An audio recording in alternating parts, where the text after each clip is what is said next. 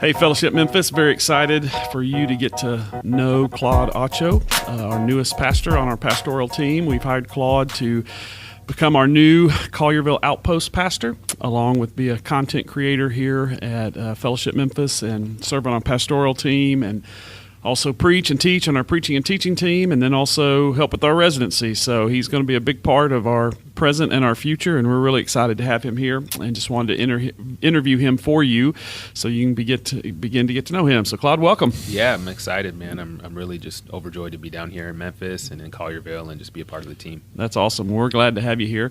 Why don't you just take a few minutes and tell us a little bit of your story, kind of the highlights, and let us get our bearings on kind of your past and what you were doing before you came here. Sure.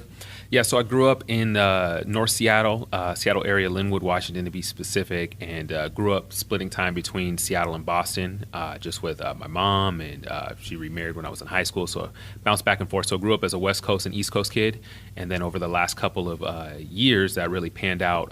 In 2013, Kelsey, my wife, and I moved to Boston to plant a church, and we've been doing that the last 5 years before coming down here to Fellowship a couple of weeks ago. So I grew up bouncing around the coast, and that turned out to be kind of the pattern for my adult life. So started pastoral ministry in Washington State, but then planted in Boston the last few years. Yeah, that's great. And then you and I crossed paths 5 or 6 years ago, yes, right before you were planting the church in Boston, or right as you were. So why don't you tell Fellowship Memphis a little bit about that and Fellowship Associates and Yeah, so right before we headed to plant in Boston in 2013, I was able to participate in Fellowship Associates. And so that was my first connection with JB, with you, and my first connection to Fellowship Memphis, other than having just heard about the church and having heard good things. So I got to come down and visit and spend some time in the city, and just really enjoyed that, really benefited from just the leadership development and the mentorship, and really look at Fellowship Associates as just a huge investment in my life, and a big reason why our church plant still exists in Boston, and a big reason why I feel like I've just been able to grow and develop as a leader. So it's been a huge part of my story. Then obviously the connection with you and the connection with Fellowship Memphis, that coming full circle has been exciting. Yeah, well, that's fun. We definitely enjoyed those 9 months getting to know you, and watching from afar the church happen in Boston, which is a significant thing. It's not easy to plant a church in general, and it's definitely not easy to plant a church in a city like Boston. So, yeah. Boston's a great city. It's a tough place. Yeah. There's just the transience is just really significant, but then also there's this kind of underlying skepticism about everything. Huge intellectual hub, and so if you can't hang intellectually, you will not hang in the city, period. And so it's a really interesting place. But at the same time, God's been doing really great work there for hundreds of years. And there's definitely been a really cool kind of revitalization over the last 10 or 15 years in church planting in Boston. So we were excited to just be a little tiny piece of that. Yeah, awesome. Hey, tell us about your family. Tell us about your wife and your 2 boys, and bring us up to speed on family life. Yeah. So my wife, her name is Kelsey. She's great. She is just a really fun, outgoing person to be around. She loves exercising. She loves nutrition. She loves cooking. She's really interested in birth processes and midwifery, I think is how you pronounce it. So I'm learning all these things. So she's just really is really interested in health and nutrition and things like that. And it's just a joy to be around and really fun. And then my boys, Julian is my oldest, he's 6, and then Adrian is our youngest, he's 3.5. So Julian just started first grade a couple of days ago. Has really been enjoying it. He's a social guy. Loves to read, loves comic books, loves playing basketball, is starting to get interested in football, so we'll have to talk about that and see what the family rules will be. And then Adrian, our youngest, is just really just kind of a rough and tumble guy. We had a couple of Fellowship Memphis events up with the Collierville Outpost, and each night he hurt a different part of his body. He's been hurt at every one of them, I think, Cut his foot, got a bloody nose, bashed into somebody else's head on accident. So he's a rough and tumble guy, but he's pretty resilient. That's fun. Tell us a little bit about yourself, hobbies. I know our audience won't be able to see this, but I'm looking proudly at a Memphis Grizzly T-shirt, which I like a lot. Tell us about some things you enjoy doing, interest, those kind of things. Yeah, definitely. Interest. I mean, I love being around people. So pretty much anything that involves people, I'm pretty happy doing. And then when I'm not with people, I love to read. So I love to read literature. Love to read nonfiction stuff, so stuff about basketball. I'm really into to movies and screenwriting. That's been a recent hobby for me over the last few years, of different kind of outlet for creative writing. So I love reading about that type of stuff and reading scripts and trying my hand at those too. Love to play board games. Settlers of Catan is a classic and a favorite.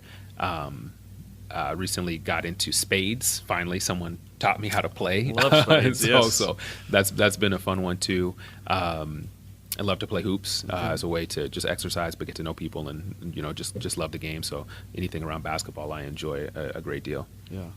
Well, I know in your first 2 weeks here, you've gotten to worship with our East Memphis Outpost, and then this past Sunday, Collierville Outpost. And I'm just curious, your initial take on our church, our staff culture. Was it what you thought it would be? I know a lot of it will come in clear over the next few months, but just initially, how have you experienced life on staff and life with our church? Yeah, it's been great. I mean, in terms of the staff dynamic, it's just been really just a lot of camaraderie. So you can tell pretty quickly when you enter into a room or dynamic. You can tell like what is the kind of the underlying culture here, and so it's just been really fun to see. There's a lot of joy, a lot of collaboration. People are bought in. They're on the same page. Yeah. We're pressing towards the same thing. Yeah. So that those are the types of things you can tell right away. And so it's been really fun to see that. Yeah. That is very much the case here. And so I've enjoyed that. In terms of worshiping on Sundays, it's been fun. The people are excited to be there. There's an energy and there's a joy and there's an excitement for meeting with one another, but there's also an excitement for hearing the Bible taught, which I've been in enough church services. You can tell when people are like hungry and receptive to that, and people are like, well, I just have to be here. And so it's cool to see that type of hunger and desire, and just very welcoming and friendly. We were at East Memphis the first Sunday, and Kelsey made like 10 friends, cool. just right away. And, people recognized that we were a relatively new face, and they welcomed us. And I think she hung out with a couple of those families yesterday and had a great time. So we just have felt really, really welcomed and just really, really fortunate and encouraged by being received with open arms. Yeah, good. Well, man, that's encouraging. Tell us a little bit about I know you mentioned screenwriting, content creation. I mean, when you think about, we haven't talked about it specifically, but what are some, if you were to write some, whether that's blogs or podcasts, what are some collisions of culture and theology, or what are some things you enjoy, you could see yourself writing on or talking about or kind of contributing to kind of our thought process here at Fellowship Memphis? Yeah, so I got to write a piece for The Witness, which is I think their subtitle is a Black Christian Collective. It was formerly, I think it was formerly called RAN, Reformed African American Network, started by Jamar Tisby. Oh, yeah. I think they did a Pass the Mic Live. Did they do one with you guys? Right up here in our office. Yeah, like last year or year before. So I wrote a piece for them on Black Panther when it came out. Okay. And so it was just kind of looking at the movie through some of its themes, but obviously through the lens of faith and through the lens of Scripture, and trying to parse out some of those things. So I definitely find an interest in that, of just trying to look at just different cultural artifacts, and not trying to say Jesus is the better T'Challa or something weird like that, but really to look at like, well, what kind of ideas or themes are present in this work, and what are they saying about the world, and how does this help us understand how to view the world and view art and engage with others from a Christian perspective as Christians. So I definitely see things like that. I mean, honestly, I read a lot of books. I love to do, book reviews or book synopsis or things like, hey, here are 3 things we should be thinking about from this book that maybe, people would love to read, but maybe they don't have the time to read. Or maybe it's something that's very academic that people really don't need to read, but there's 1 or 2 things that could really help our church to think about from something like that. So different things like that. And then obviously just general blog posts, doing podcasts in terms of just ways that we can think as disciples about Jesus on kind of key cultural moments or artifacts. Yeah, that's great. I look forward to that. I know a unique part of your role is spending a lot of time at the Y. The Collierville YMCA there at Schilling Farms is a very unique place, over 6,000 members, which is kind of mind-boggling when you think about it, the opportunities for you to be a frontline chaplain to the Y, the evangelistic opportunities to build relationships. Your observations on that YMCA and just the diversity of it. I'd be curious to know your take on that, as well as even just early on here, what you see as opportunities there. Yeah, definitely. I've been just hanging at that Y even over the last couple of weeks, planning to go there a little bit later today. Was there yesterday. And so I've mostly played pickup there, and just got to know a couple of the guys there. It's a pretty consistent and big crew of guys that play pickup there, probably 20 guys that come there in the middle of the day. So my first question was, do you guys work? Like a job? They're there, 12 to like 2:30, okay. Playing pickup. And so one of the guys was like, man, most of us work overnights. Okay. So it's like, where do you work? Work at the railroad, work at FedEx, da-da-da-da. So it's like, okay, this is helping me understand sort of the lay of the land.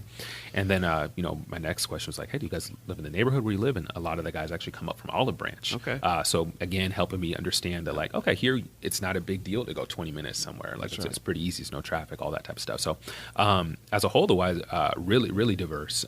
So the basketball court is almost all African-American. But then you go in the wellness room or the gym or go in some workout classes. It's a really big mix of everything. Yeah. And so that's been encouraging and really friendly, welcoming. And I think that's my adjustment from Northeast culture to Southern culture. Yeah. My wife was like, people are so nice. We don't know what to do. We're not used to being nice to people, when we don't know them. And so that's been encouraging. But I met with Josh Weiss introduced me to the staff, and Lane, who is the director, and they I'm blown away. They're wide open for anything. And so we're going to start, I actually emailed Lane this morning to get lunch with him. We're going to start kind of dreaming about that. But I told him my background with English, literature, tutoring, coaching, and he said we could definitely put you to work and come up with some great ideas for mentorship and working with youth and working with young adults. So I think there's a lot of opportunities there. Yeah, that's one of our best and favorite partnerships, and we've just barely scratched the surface on the potential. And so, that's great to hear.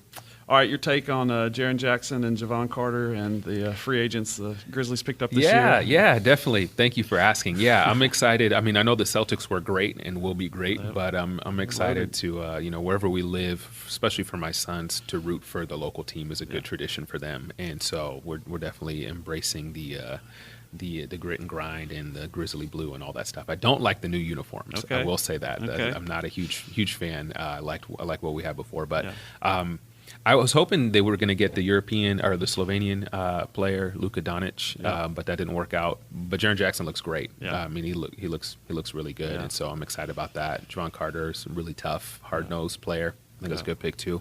I do have a hot take that they should tank. So I would.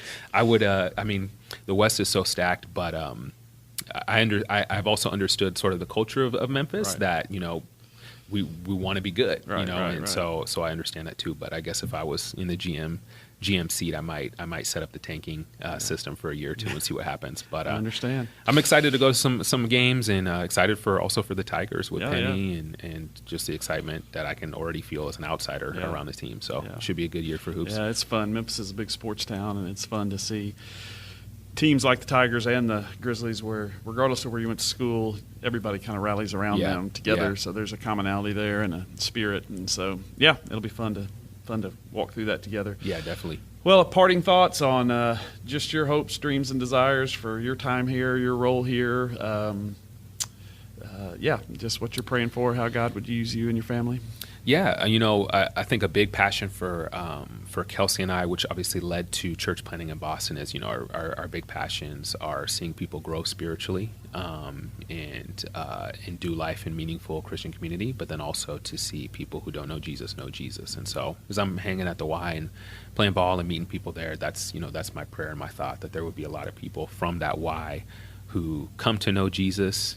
And because the Y has two pools, get baptized at the Y and become a part of our community, Fellowship Memphis and Collierville specifically, and just begin to follow Jesus. And so that's our big hope and prayer, that there would just be a lot of life transformation that happens, and that we get to be a part of that and see that. Good, great. Well, we're glad y'all are here. Very exciting. Been waiting on this for a while.